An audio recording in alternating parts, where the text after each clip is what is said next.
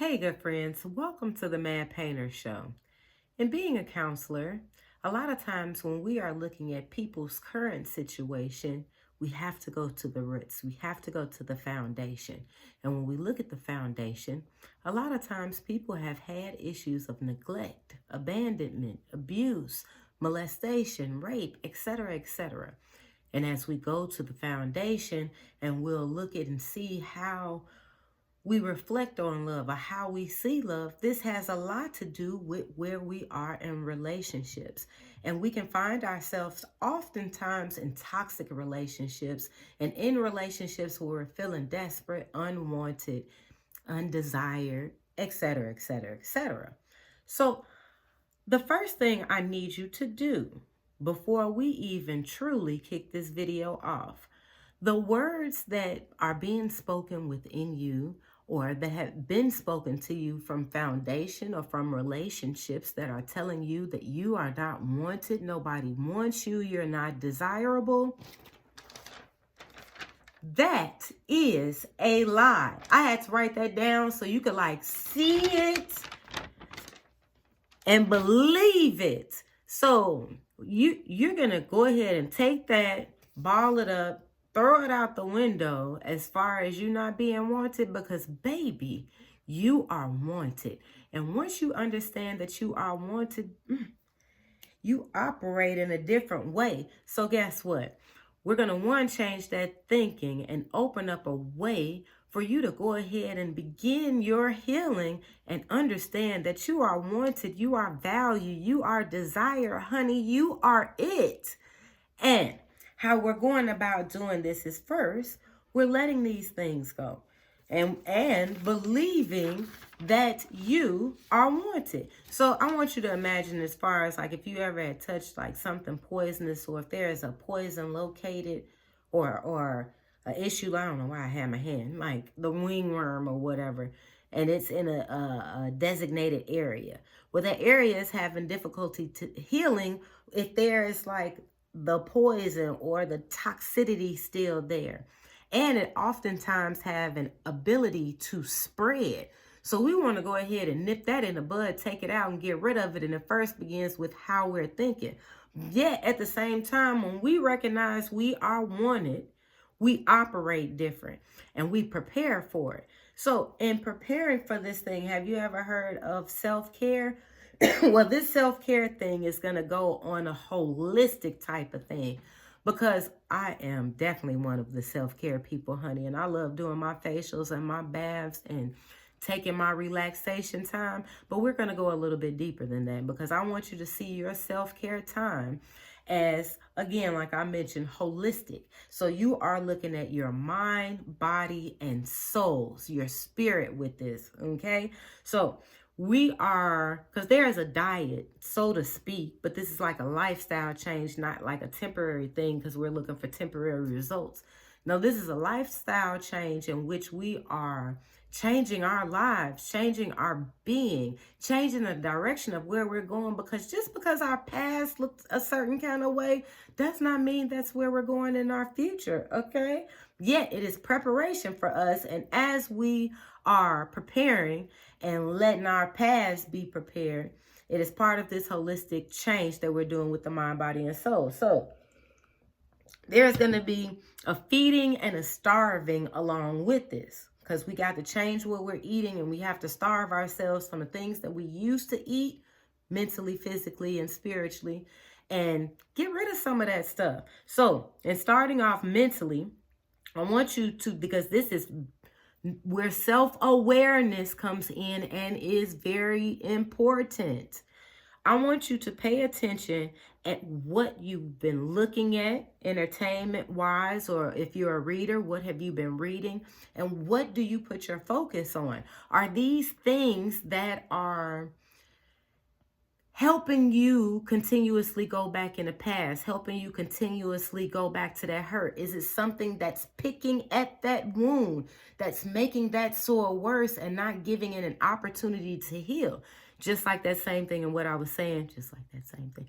And what I was saying with the whole poison situation.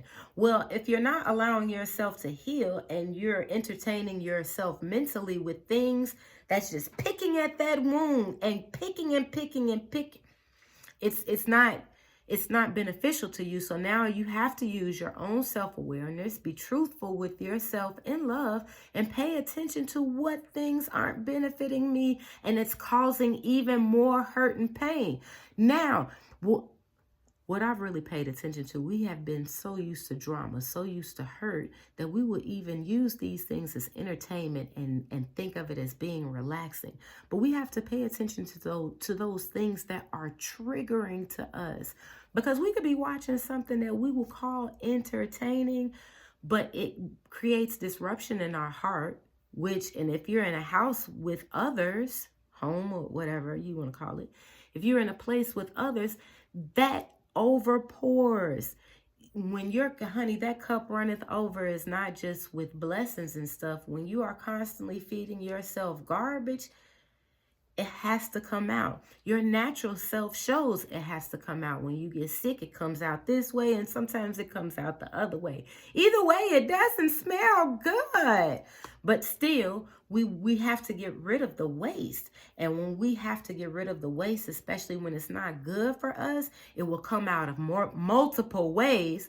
But when it is good for us, it typically tends to stay down, and the things that we don't need, it'll come out the proper way in which it needs to come out. So we have to look at what are we feeding ourselves and what are we focusing on, and what are we putting our mind to work on. So here, when we are so used to habits,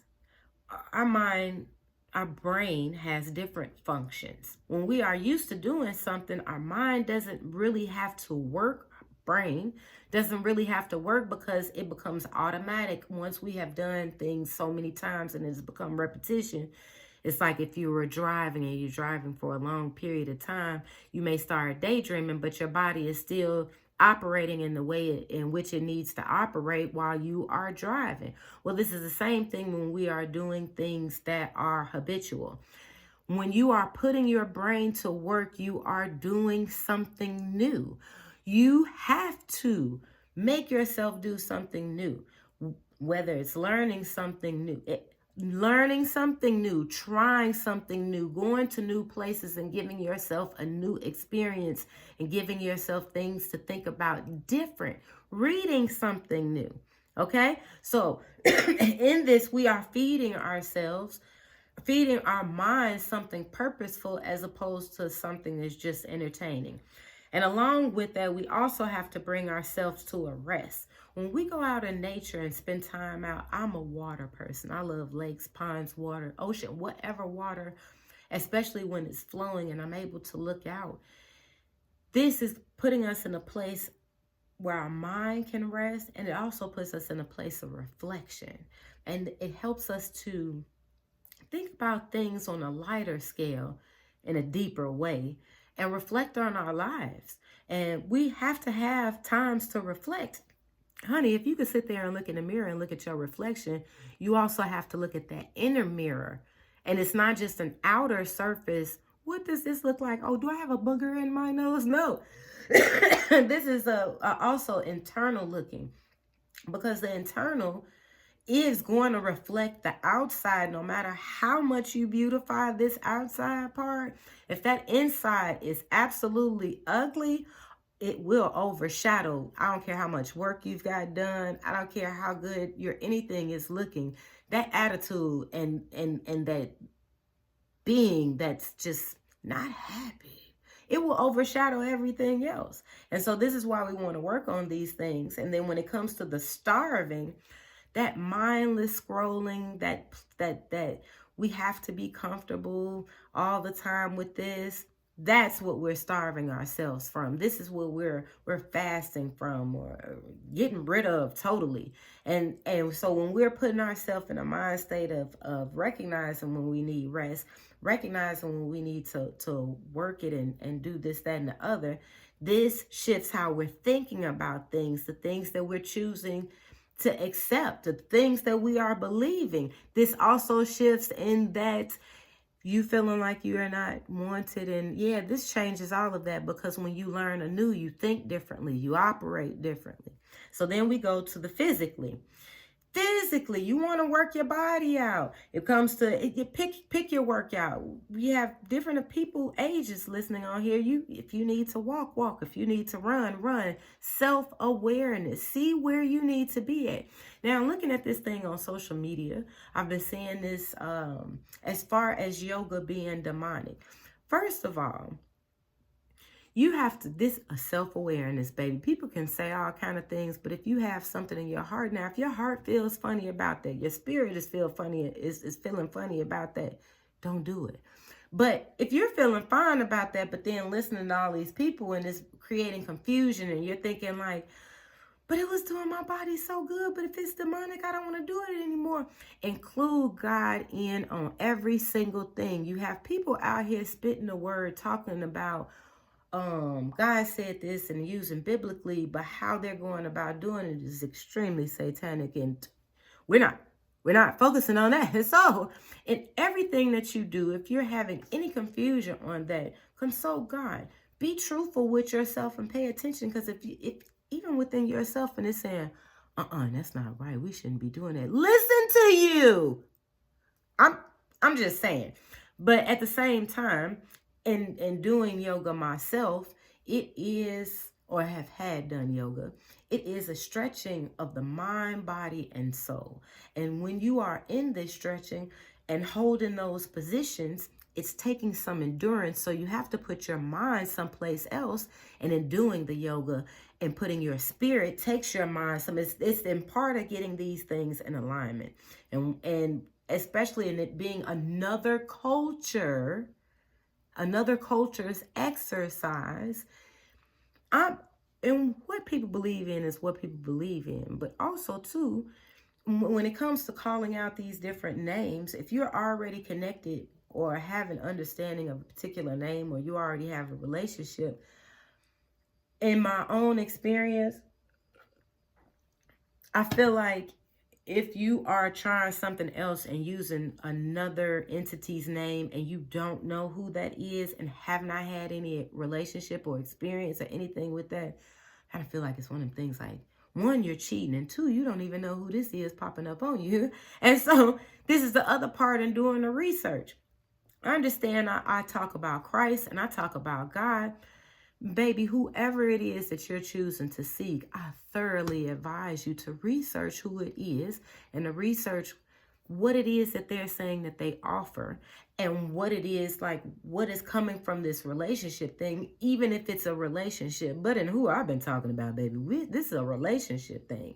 But still, seek this thing out. You don't just go in this, well, they said. No, you want to find out for yourself and actually do the research and do the wisdom and seeking and knocking it, etc., and asking for yourself. And so when we get to the rest of the body and the stretching, you have to understand what type of exercise that you need that works for your body. And this also comes with a rest. Along with the workout, you have to have rest periods. And I mean, especially after a great workout, the jacuzzi feels great. Some people have the cold bath and the hot thing going on. Baby, I can't do that cold bath. I done tried it, but my ovaries like, do it again. So you have to find out what works for you and move on that. And you really don't know how these things make a change in your life until you're actually willing to do it and get the experience from it. See the results, because it'd be like, now you know what? Okay. So now we're gonna, okay, wait, I'm sorry. I was about to skip the fasting. We do in our physical, we do want to fast from laziness. You want to know the difference between when you're being lazy and when you need to rest. And a person who, with myself, and I've been in times where, honey, I just work. And working with the people that I have worked with, I'd be almost wrecked. You would have to tell me, honey, you don't look good. You need to call off. And it's like, and just being pushed. But now I've gotten to a place where I'm more aware of, I need to slow down. And then if I've been sitting too long, and it's like, I need to move around. And so these are things that you need to pay attention within yourself, because the minute you are recognizing you're being lazy, and as I wrote my notes, the first indication that came to me, I don't feel like doing this. So you got to pay attention to the inner voice, how you're actually feeling. And can you push yourself to go ahead and do that? Or is this a period in which you need to rest? And this is where, discernment and all that other stuff comes in. And this is where I tap into the spiritual part. Because when we get to the spiritual part, this is where you getting more into the understanding of, baby, you are wanted. Like Bon Jovi said, you may not be a cowboy though, but I'm a cowboy. I'm wanted, dead or alive. Well, in this situation, you're wanted dead and alive, because this is a continuing on relationship. And even though it may start here, it continues on way after when we transition to another phase. And it's like when we get there, it's like, hey, family. So, this is a thing we want to be excited about. I mean, I understand what I'm saying in that it sounds like dark comedy, but I mean, it's a beautiful thing, because when it's time to go home, you're ready, because you know who you're going home to. So in the spiritual thing, when we are working on tapping into our higher self. And when we tap into our higher self, this brings alignment into everything else, because we'll have all this stuff going on with our minds. And would you believe that the things that we think, and when we have all this stuff going on with our minds and with our emotions, it has a very high potential of affecting our health. Wow, mind blowing, right? It's crazy. And this is why we want to read, take time out spiritually, ask questions, talk to the Creator about these things, because there is a system of things set up here that once you kind of tap into it and get some understanding, it's like, okay, I see what's happening here, kind of, sort of, but I'm willing to learn more. So when we're tapping into our spiritual being, this feeds into our entire self, because it's bringing everything else in alignment. And those areas that were in dark spots, darknesses, it comes to light. And it shifts our thinking. But when our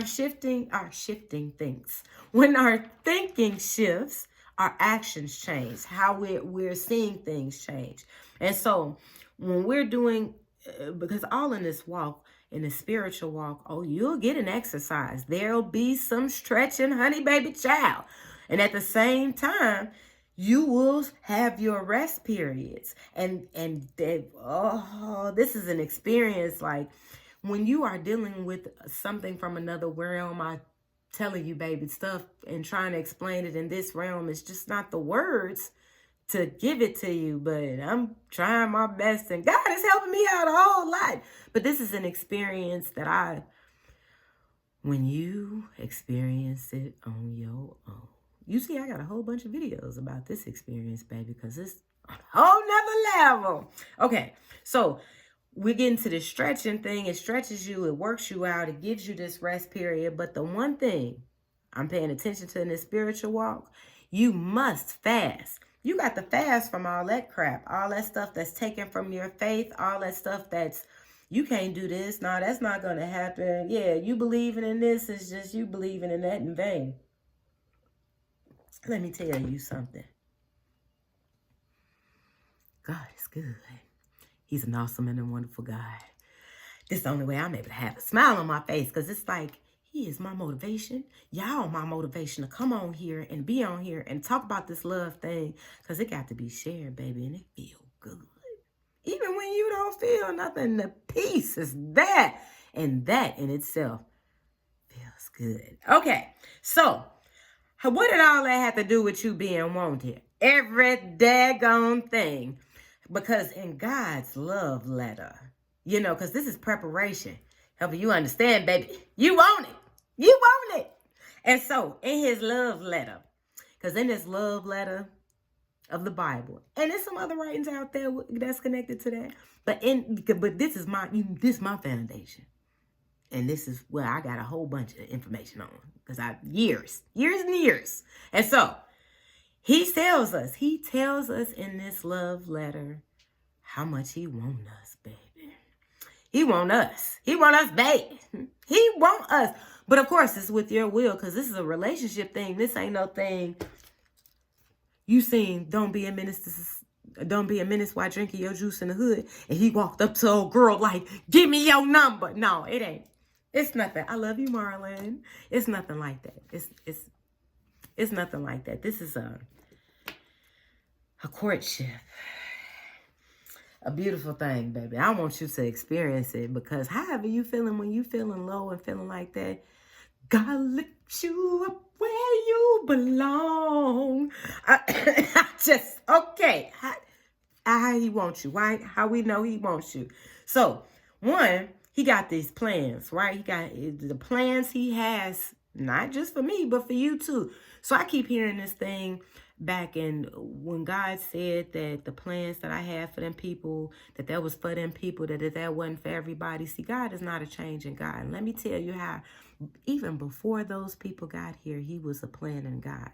So not only was he planning for them, he was planning for the earth, he was planning for the animals, he's planning for the plants, he's a planner. He's a creator and a planner. The author and the finisher. If you have the beginning and the end covered, use a planning so-and-so. So that wasn't just for them people. That is showing how God is. And he wants us. And he got a plan for us. Let me get back to this list. So we got the plan. We got how faithful he is, because in his faithfulness and him being faithful to his word, and then him not telling a lie, and then he's telling you certain things. And when you get in a position of being in a relationship with him and he's talking to you, he faithful. He faithful. I don't care what you experience with people and they were talking about, I'm faithful in this relationship, and they ended up cheating. I don't care. That's not what this is. God is not a person. He don't think like us. He don't act like us. Like, we're totally different. But yet, oh Christ, okay. I'm going to continue with this list. The relationship, how the relationship shifts from strangers to this whole friends and family type thing, you know, like the connection on the phone thing. So the stranger thing, he ain't stranger. You're not a stranger to him, but he seems like a stranger to us if we're not getting to know him. Yeah, we may have heard about him, but it's still a thing. And let's seek him out and see what he's really talking about and see what his promises are saying, because that's. And then when you get to talking about this thing and he answering you, it's like, oh, you really real. And this what this is about. So you can see he's really real. It's living. He's a living God. Okay. The things that he gives us compared to the things that he doesn't give us. So that scripture that God does not give us. God does not give us the spirit of fear. That's not something that he gives us, but of power, love, and a sound mind. So I'm looking at the things that he gives us. That sounds like somebody that wants you to me. I mean, power is number one.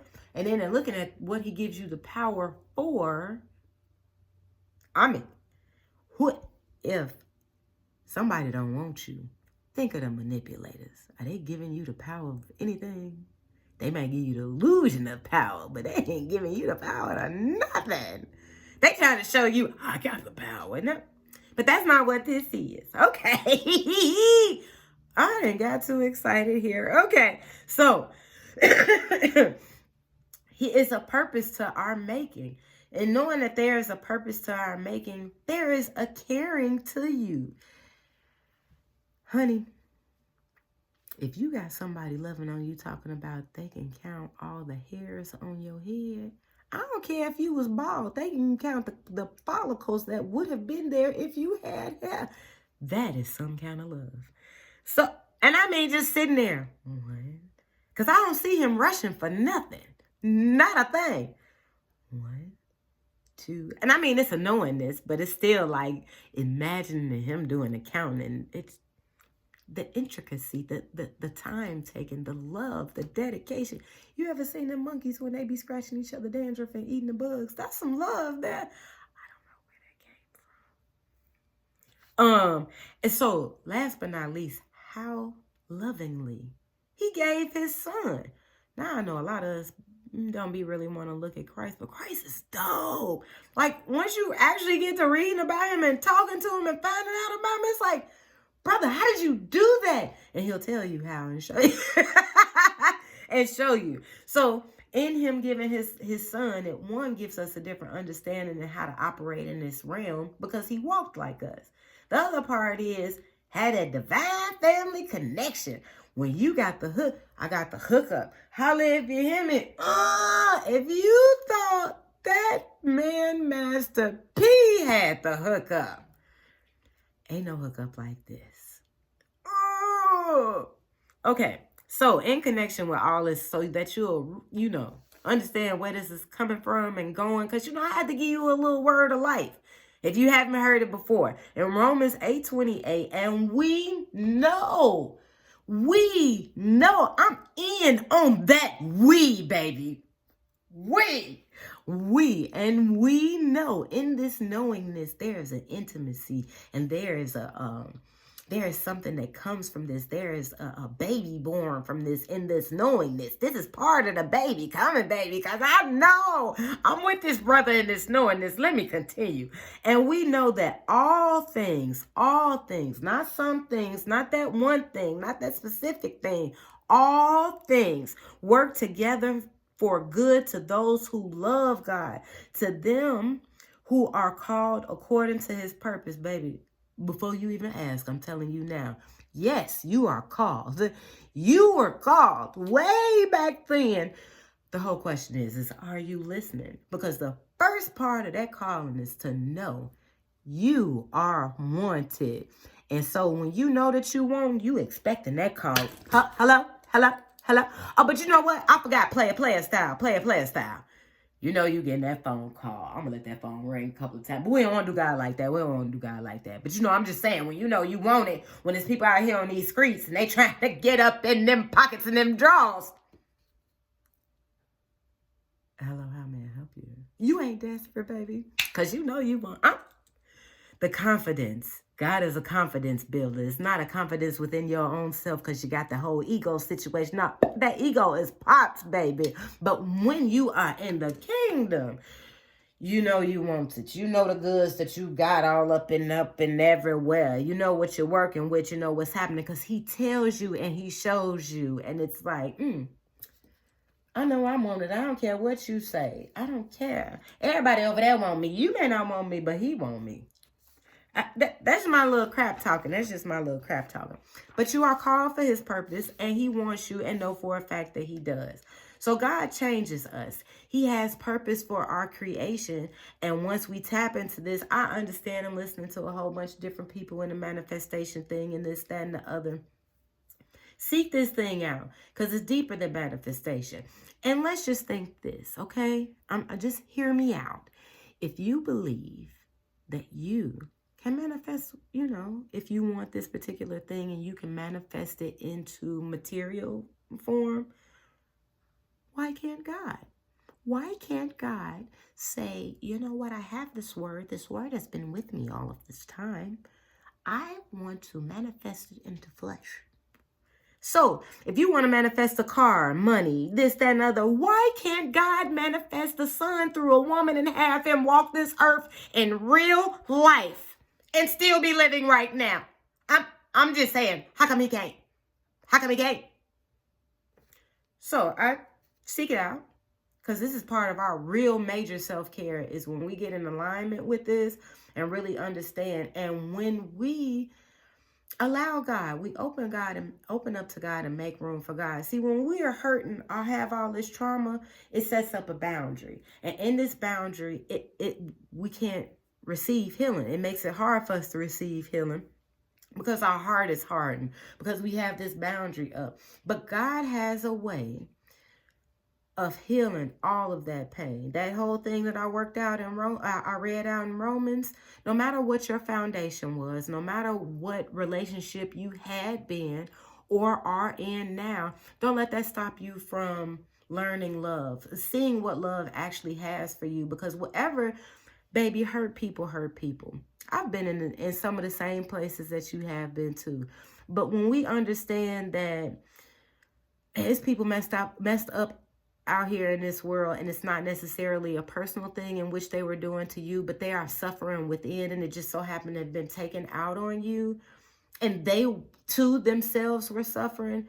God has a way of working these things out and healing it, and not having you have such hate and pain towards the people or the person, because you are here for a person, and no matter what it is that you've been through, you shall heal from it. You shall endure and you shall overcome, because he made you for a purpose. And whatever it is that happened in your past, he prepared you for something greater. And believe you me, my friends, he loves you and he wants you.